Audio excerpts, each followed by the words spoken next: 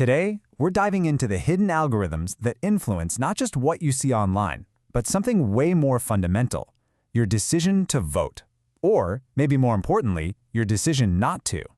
It's a question we all kind of ask ourselves, right? Are we being algorithmically walled off, just stuck in a feedback loop of our own beliefs? It's a huge fear for a lot of people, but the reality, well, it's a lot more complicated than you might think. Okay, so to really get what's going on, we first have to unpack two really popular ideas that people often get mixed up. Getting these definitions right is absolutely crucial to seeing the real story here. First up, an echo chamber. Basically, this is any space where your own views just get reflected right back at you. Think of it like a room where you only hear agreement and any opposing views are just kept outside the door. And you might even be the one who builds this room for yourself. Now, a filter bubble is different.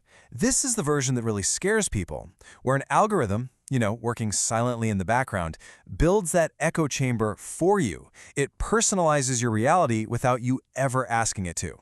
So the big question is this actually happening? And this is where it gets super interesting. For years, we've just sort of accepted the filter bubble as a fact. But it turns out, when you look at all the scientific research, there's a major plot twist. Get this, the whole panic might be a bit overblown. Some really big studies, like those in the UK, found that only about 6 to 8% of people are actually in these politically one-sided online echo chambers.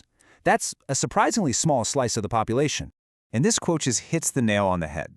The Reuters Institute looked at tons and tons of studies and basically concluded there is zero scientific support for the idea that algorithms are creating these filter bubbles.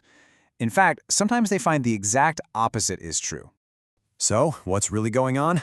Well, the research shows that when these bubbles do exist, they aren't created by some algorithm trapping us. No, they're actively built by a small, super partisan group of people who choose to only seek out stuff they agree with. So the problem isn't passive filtering, it's active self-selection.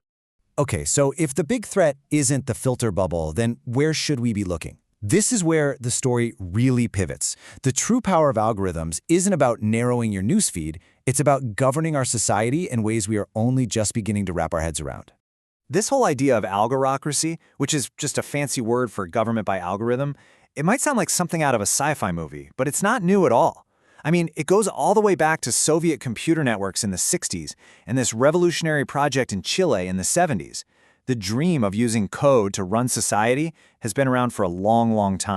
And today, it's not some far-off idea. Algorithmic governance is here. It's now. It's in our smart cities managing traffic, it's in courtrooms predicting if someone might reoffend, and it's used by government agencies to profile citizens. It's kind of like the invisible infrastructure of the modern world. Which brings us right to the heart of the matter. When you combine how people actually use social media with the incredible power of algorithmic governance, you find the real threat to democracy. It's a new, much sneakier form of voter suppression. And this is the key. You have to understand this. The strategy that was pioneered by companies like Cambridge Analytica and is now being perfected on platforms like TikTok, it isn't about changing your mind. It's about convincing you that your vote doesn't matter, that the whole system is broken, and that there's no point in even trying. It's all about demoralization. So how does it work? It's a pretty chilling 4-step process. First, the algorithm finds users who care a lot about issues but are skeptical about actually voting. Second, it crunches their viewing data to build a psychological profile with terrifying accuracy. Third, it starts flooding their feed with content, paid for by political campaigns, but disguised as just regular posts from creators, all about how corrupt and useless politics is. And the final step, the targeted person gets so disillusioned, they just give up and decide not to vote. And when you put this new method side by side with the old Cambridge Analytica scandal, the evolution is just, wow, it's faster, it's way more accurate at profiling you, it's not using clunky ads, it's using this seamless stream of what feels like organic content. And this is the real kicker, because it's paying creators directly. It exists in this legal gray area that the old regulations completely miss. And let's be clear, this is not some fringe tactic. In the 2024 election cycle alone, both major parties spent a combined $47 million on what they call social media voter demobilization. This isn't a secret scandal anymore. It's a standard bipartisan campaign strategy. So, the filter bubble might have been a bit of a myth, but the danger is very, very real. It just looks different than what we thought. So knowing how these suppression campaigns work is the first, most important step toward making them powerless. So how can you tell if you're a target? You gotta pay attention to your feed. Is it just overwhelmingly negative and hopeless about politics? Are you suddenly seeing a ton of creators you follow talking about how voting is pointless? That is a huge red flag. You can even check public campaign finance databases to see if those creators are on a payroll.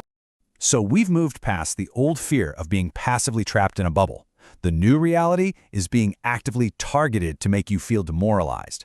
The question is no longer, what is the algorithm hiding from me? It's, what is the algorithm trying to make me feel? The real challenge isn't about avoiding a trap. It's about refusing to give up. The only question left is, are you ready for that?